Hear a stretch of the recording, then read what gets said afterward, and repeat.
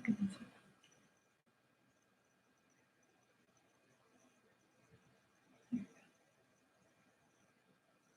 morning, Jen.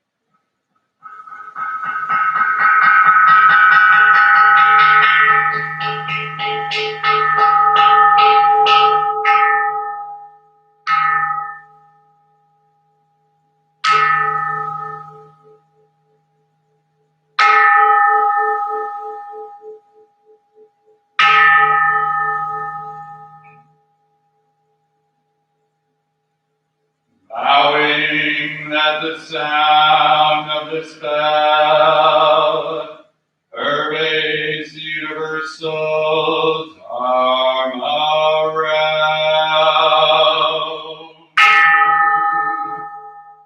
bringing luminous white light through the black iron perimeter of hell, removing in an instant the suffering caused by the three evil ways. A mountain of swords is destroyed, and all sentient beings enter enlightenment together.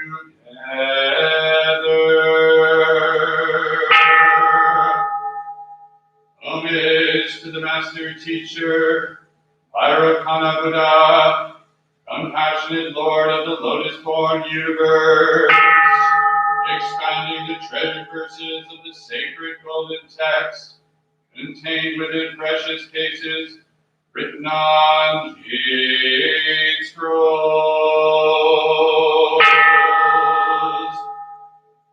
Each dust mote interpenetrates and the universe becomes one.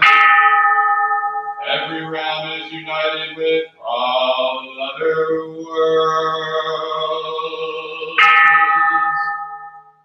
The truth is contained in the 1,095,048 words of the utmost vehicle's consummate teaching.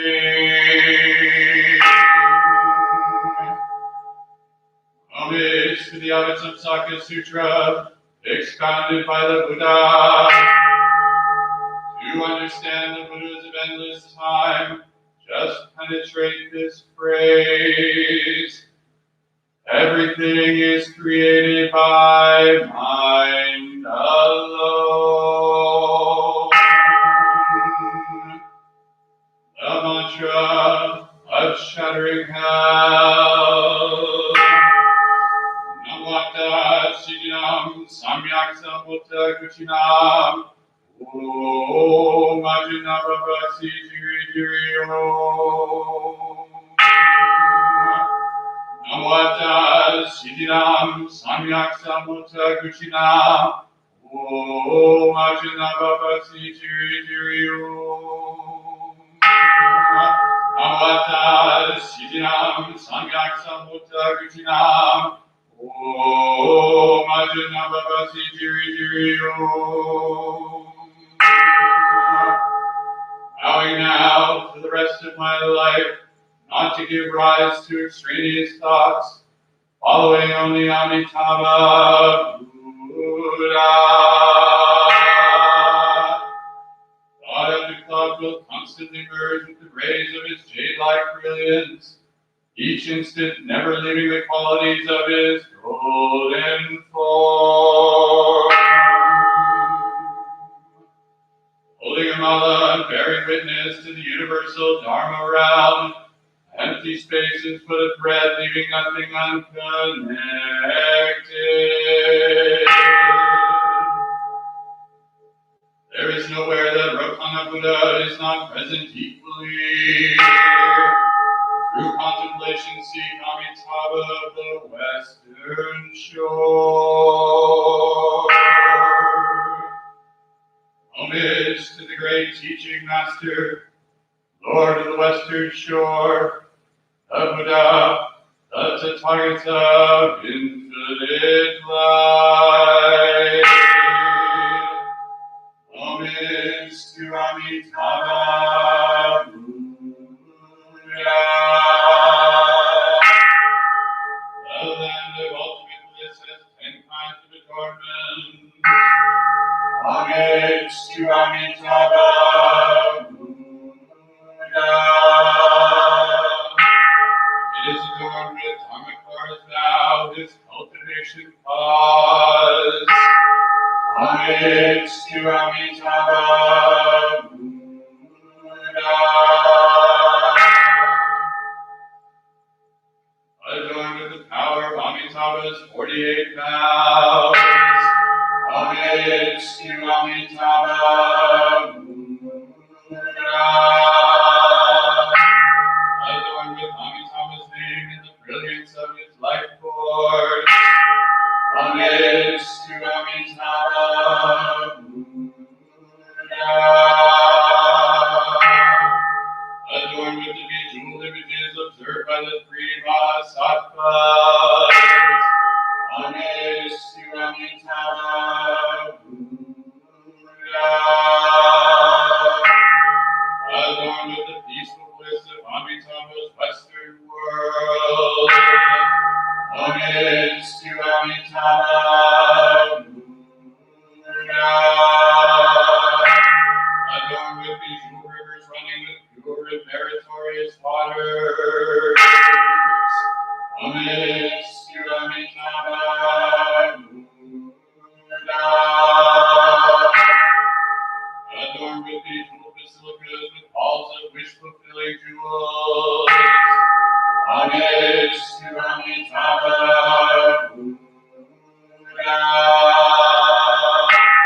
Adorned with lengthy days and nights. Homage to Amitabha Buddha. Adorned with the Pure Land's 24 kinds of pleasures. Homage to Amitabha Buddha. Adorned with the 30 kinds of beneficial merit. Homage to Amitabha Buddha. Amitabha Buddha was unparalleled in heaven or on earth. Homage to Amitabha Buddha. He is also unmatched throughout the worlds of the 10 directions. Homage to Amitabha Buddha. He has seen the annihilation of self in everything in the world. Homage to Amitabha Buddha. There is no one who is like Amitabha Buddha. Homage to Amitabha Buddha. He can keep track of thoughts as numerous as all the dust motes in the universe. Homage to Amitabha Buddha. He can quaff all the waters in the universe. Homage to Amitabha Buddha. He can control the wind that fills space. Homage to Amitabha Buddha. No one can completely describe that Buddha's merits.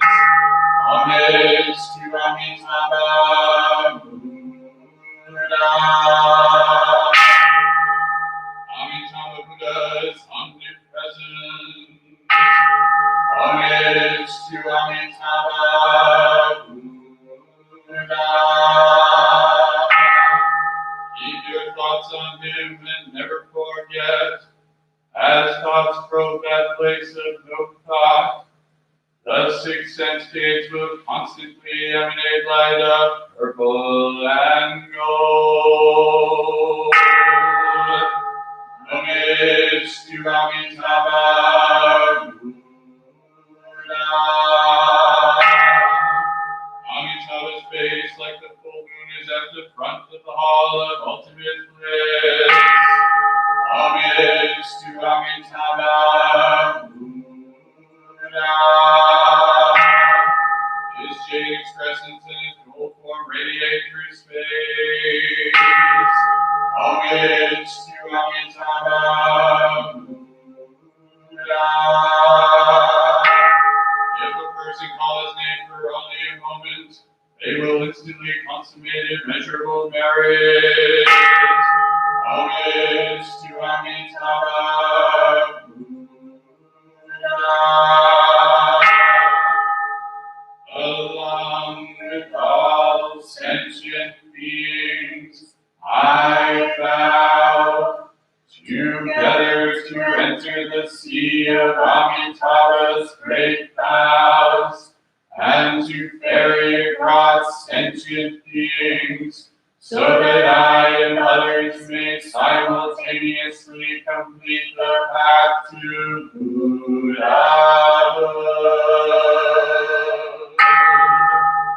The sublime mantra of the original mind of Amitabha Buddha.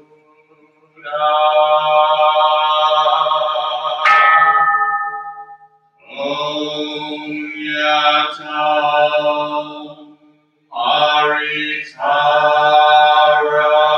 Savaha. Om Yatam Aritara Savaha.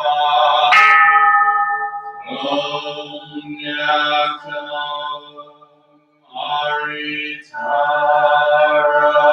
Savaha.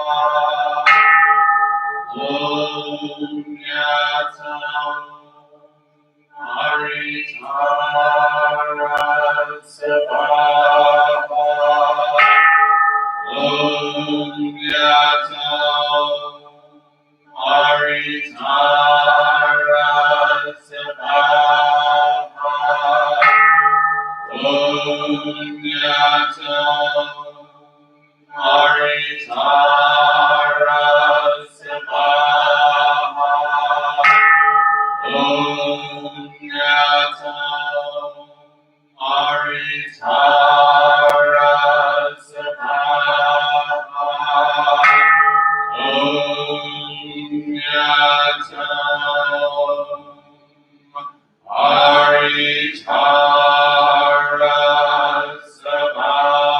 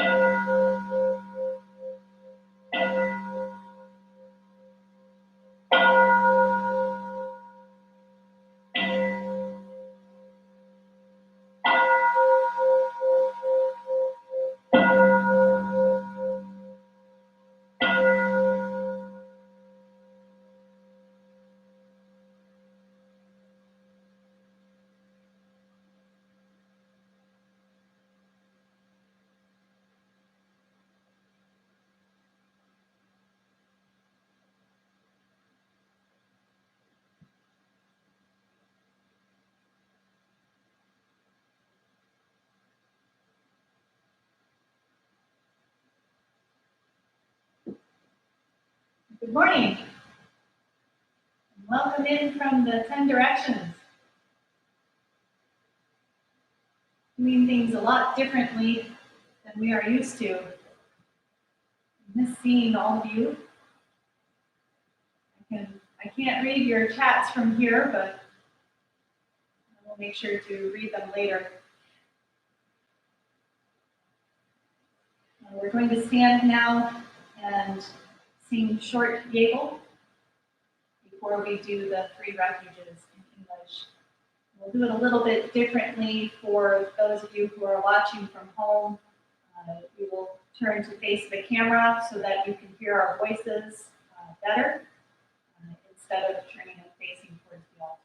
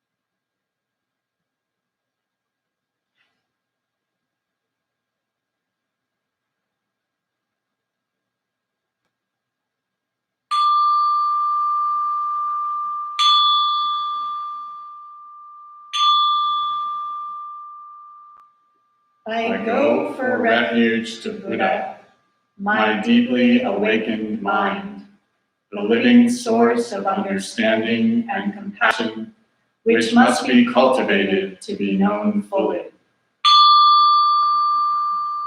I go for refuge to Dharma, the path of mindful living, leading to healing, joy, and enlightenment, the way of peace, which must be cultivated to be known fully.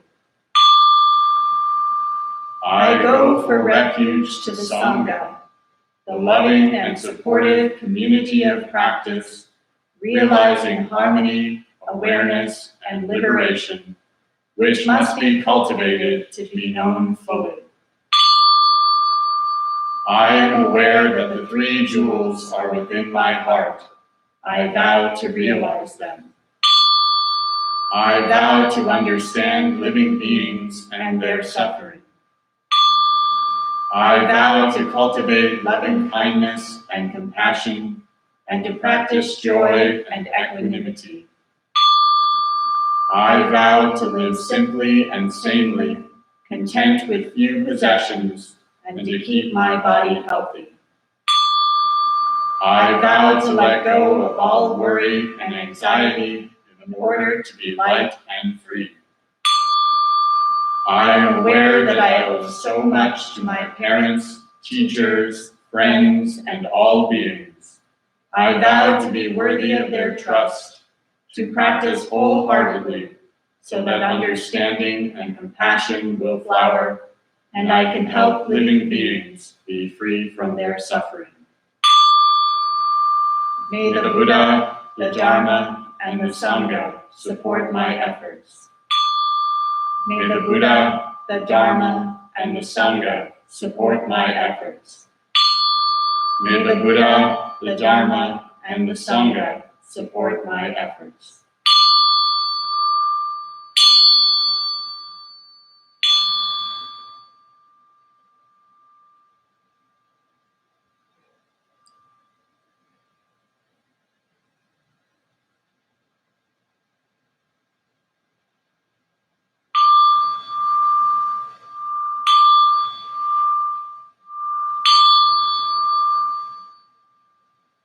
Maha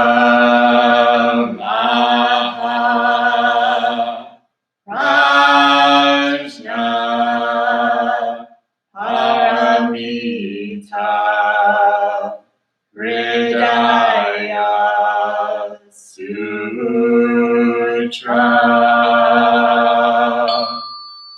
The Bodhisattva of great compassion, from the deep practice of prajna paramita, perceived the emptiness of all five skandhas, and delivered all beings from their suffering. O Shariputra, form is no other than emptiness, emptiness no other than form. Form is emptiness, emptiness form. The same is true of feeling, thought, impulse, and consciousness. O Shariputra, all dharmas are empty. They are not born nor annihilated. They are not defiled nor immaculate. They do not increase nor decrease.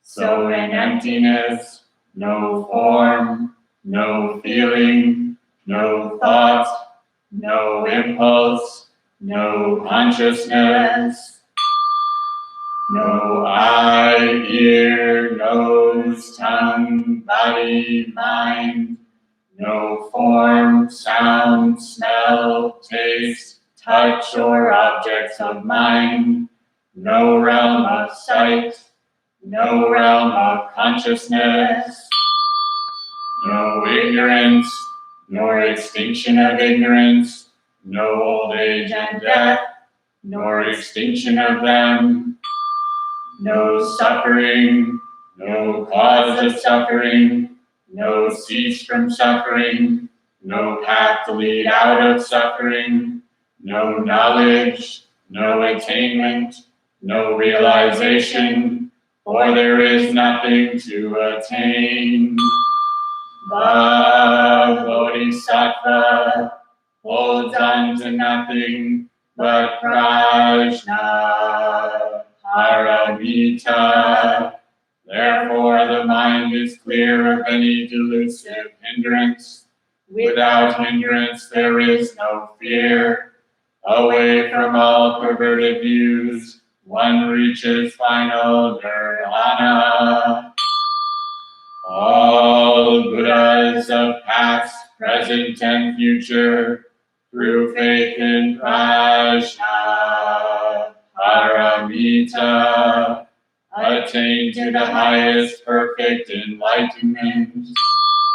Know then the prajna paramita is the great Dharani, the radiant, fearless mantram, the utmost supreme mantram, which is capable of allaying all pain.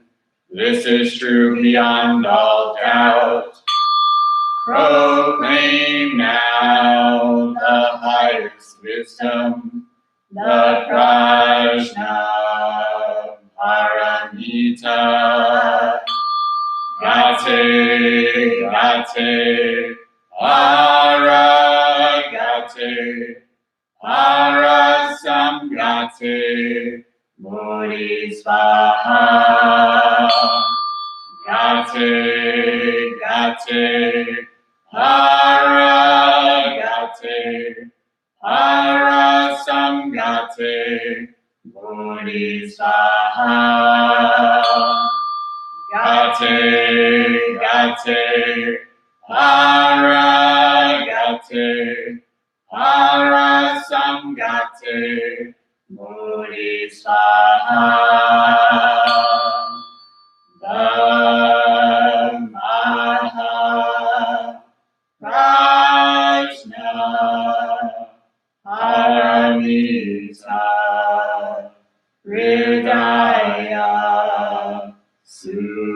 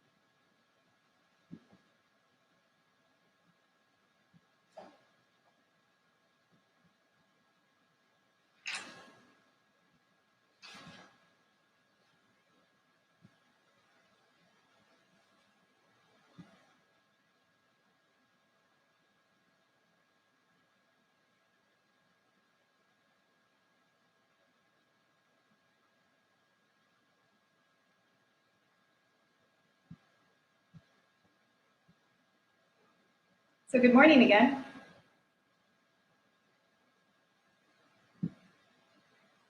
So I wanted to tell you a story today. This is a rather tragic story, but I feel that it's perhaps appropriate for the current events of today. So once, when the Buddha was preaching in the Jeta Grove, a woman wandered into the midst of the assembly, and she was roaming about in circles, and she was muttering to herself. And what clothes she had once worn were all torn and shredded, so she walked around naked amongst the people gathered there. Those that had come to hear the Buddha present and speak tried to shoo her away. But the Buddha, he followed her. And then he put himself directly in her path.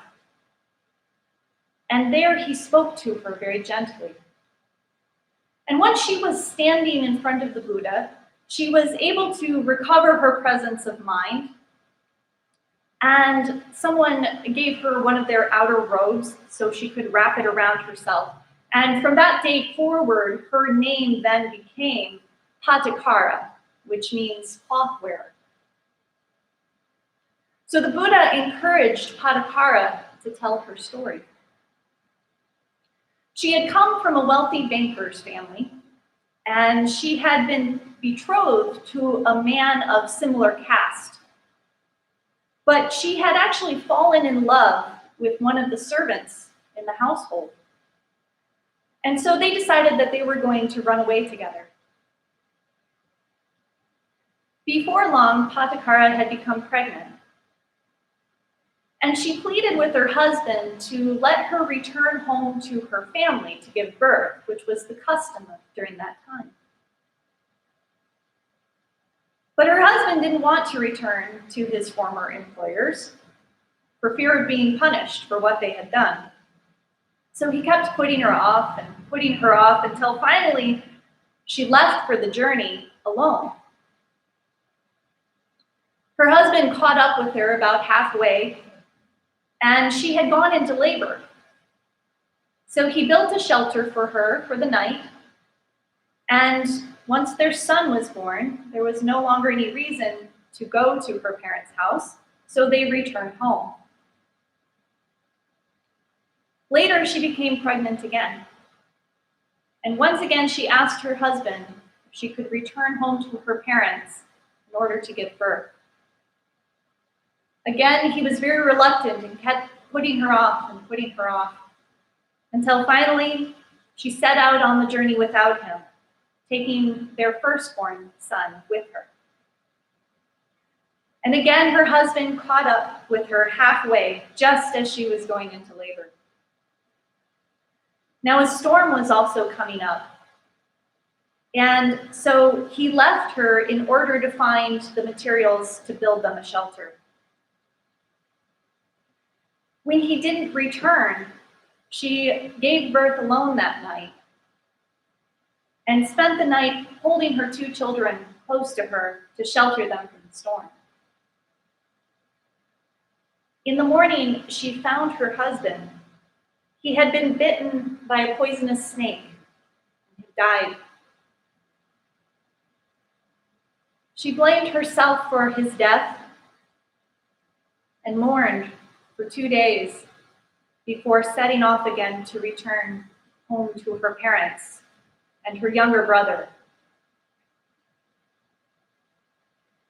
Before long, she came to a river that was swollen with the floodwaters.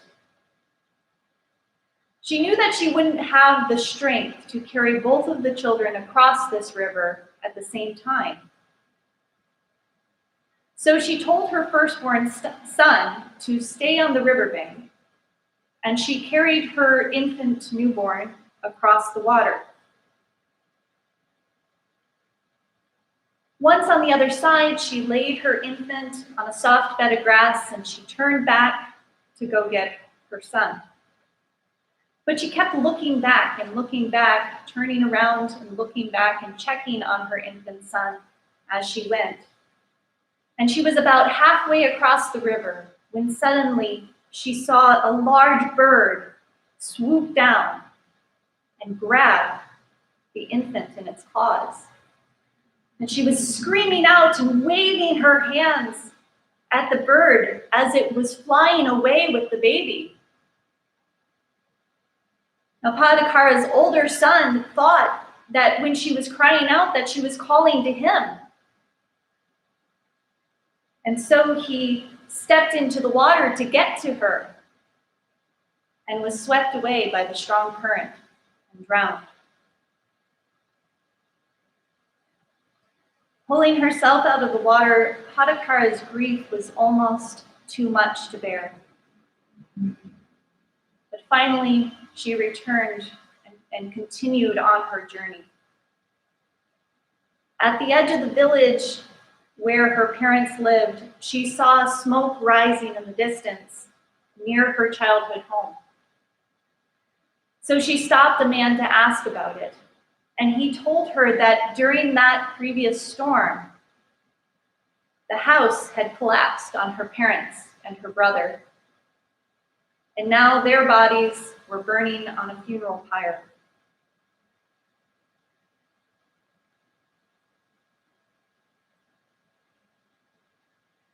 Having finished her story, Padakara looked at the Buddha with pleading eyes, and she asked him to help take away her misery and her despair.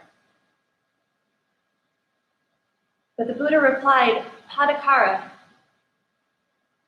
don't think you have come to someone who can help you.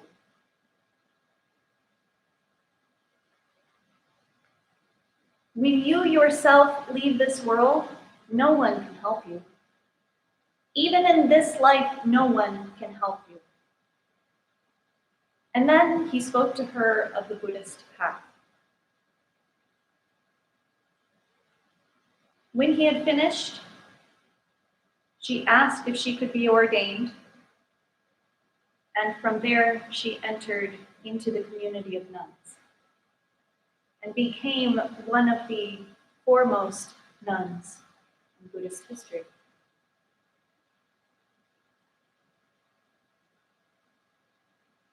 There are a lot of people suffering right now. And what is it that we are suffering from? The Buddha said that it's our attachments that cause us to suffer. And right now, our attachment might be to the way that things were before this whole crisis started. To all the things that perhaps we took for granted. For Padakara, it was her parents, her husband, her children, even her sanity. And all of that was gone for her in just a few days.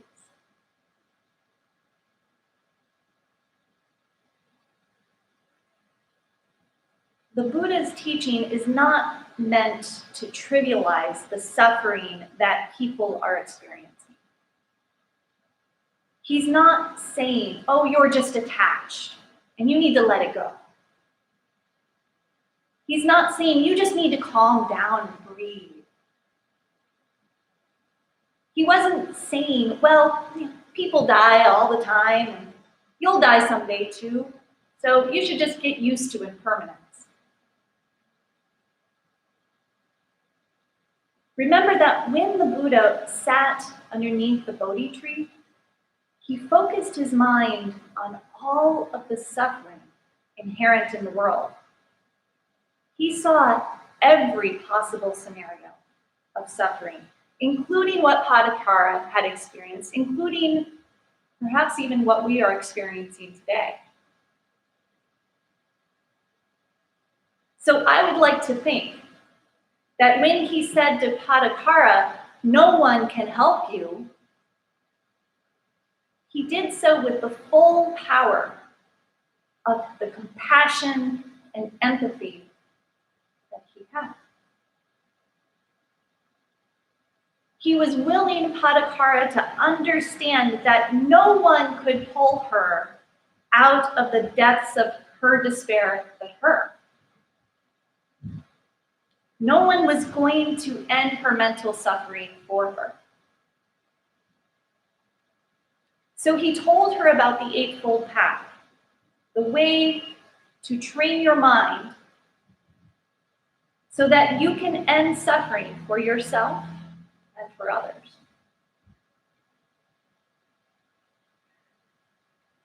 So one way that we could reflect on our current situation is to view it as this great teacher of the way that life really is. See, we often go about our lives as if nothing bad will ever happen to us. And life will just always continue on as it normally does. But now we are truly seeing that everything that we thought was permanent, including world systems and economies, are in fact impermanent. The Buddha teaches us to wisely reflect, I am subject to old age. I have not escaped old age. I am subject to sickness. I have not escaped growing sick. I am subject to death, have not escaped death. And someday I must be parted and separated from everyone I love.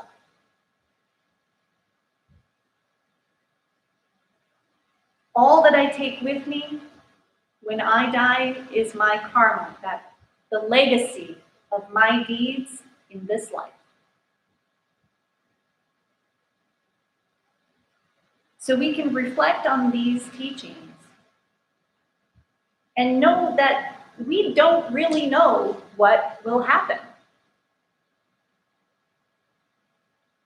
And if we can train ourselves to rest in this sense of don't know mind, we can find great peace. And when that fear threatens to take over us, we can return to our mindfulness practice, transforming those thoughts and those feelings into objects of contemplation. To watch and to be curious about until they go away.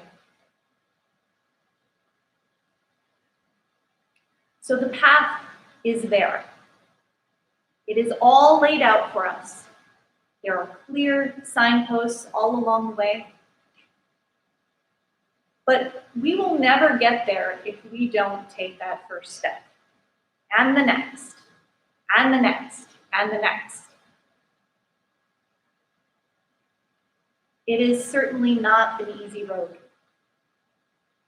And you can sit down and fall apart somewhere along the way.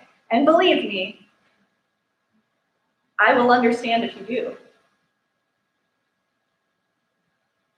But remember that no one is going to pick you up and carry you. Your spouse can't help you. Your children can't do it for you. Your parents can't help. A teacher can only point the way. Your job can't do it. Your pets, all the stuff you buy, the bottle in your hand. It can't carry you to peace. But the great hope is that if you just keep going on the path, lasting peace is there for you to discover. And sometimes you just have to take it, one breath at a time.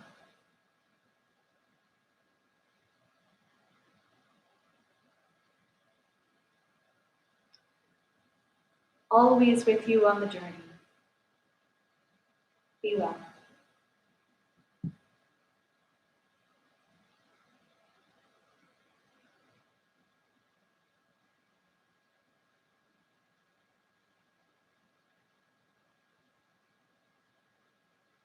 We will now spend some time in meditation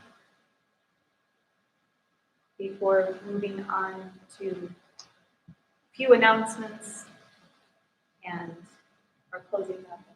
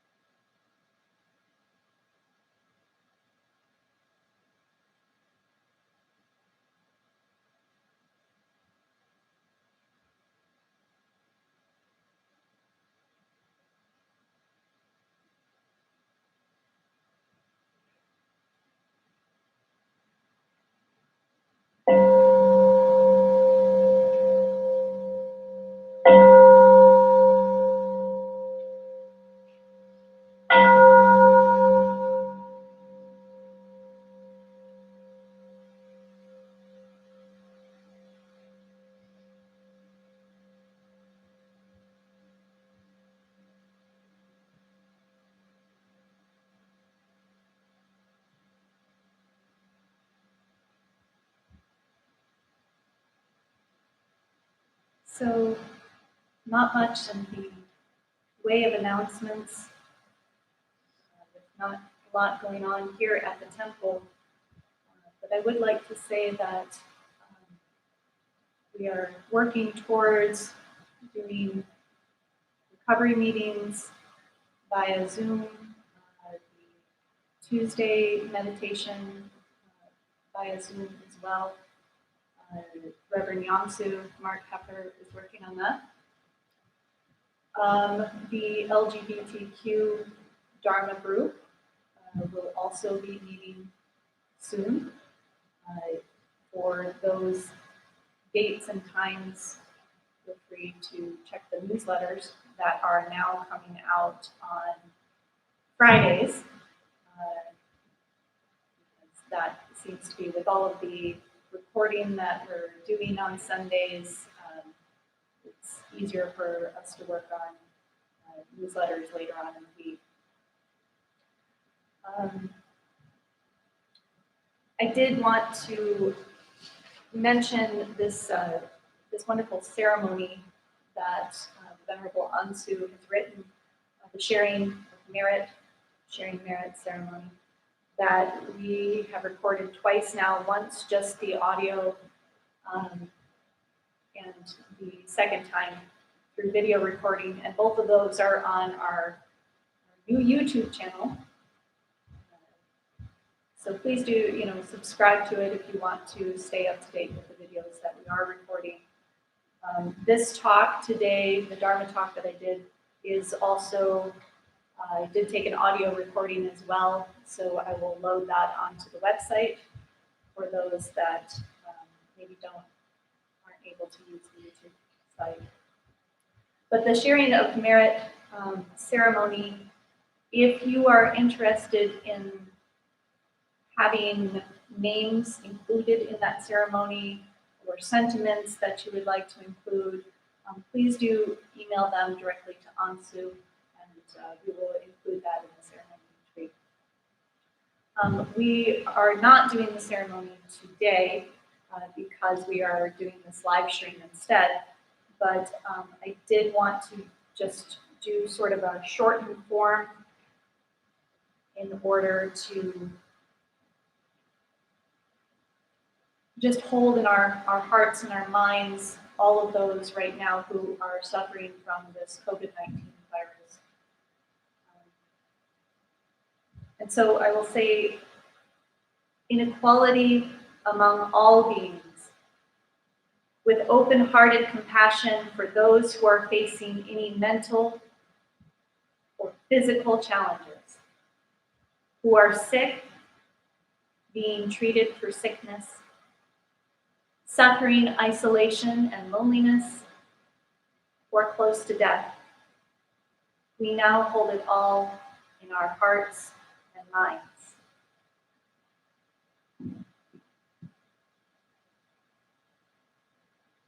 To the 157 cases in Kent County and 3 deaths, the 12,744 cases in Michigan, and 479 deaths, the 277,205 cases in the United States, and 6,593 deaths.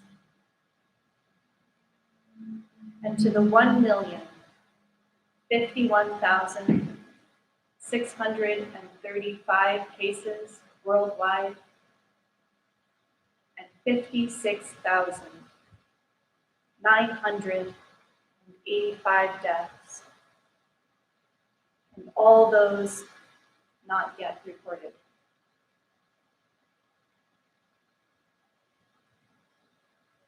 By the virtue collected and the grace received through our Dharma activities of body, speech, and mind, we now dedicate this great field of merit for the transformation of suffering into the causes of awakening the hearts of all sentient beings.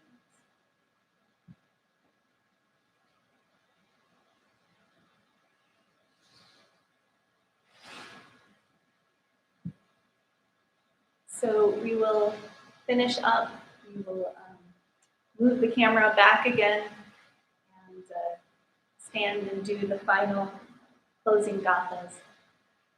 And it was wonderful to be able to do this for all of you. And I look forward to reading through the chat and your comments afterwards. We hope to do this again and continue to stay in contact with all of you through different media, however we can. So, thank you.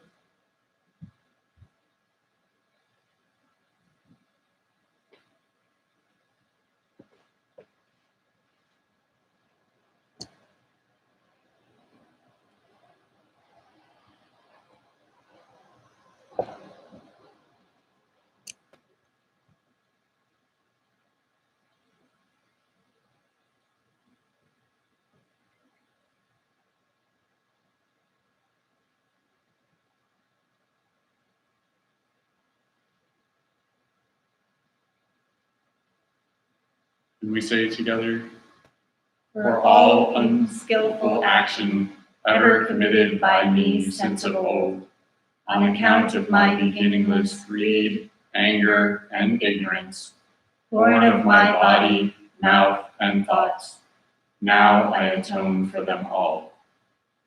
Vast is the robe of compassion, a formless field of benefaction. I wear the Buddha's teachings for the benefit of all sentient beings. All beings, one body, I vow to liberate.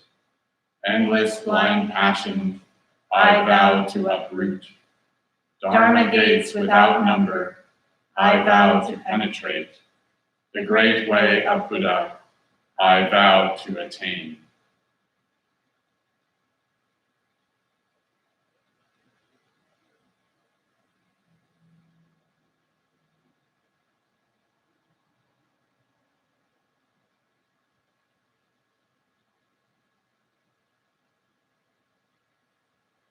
See you all hopefully soon. Bye.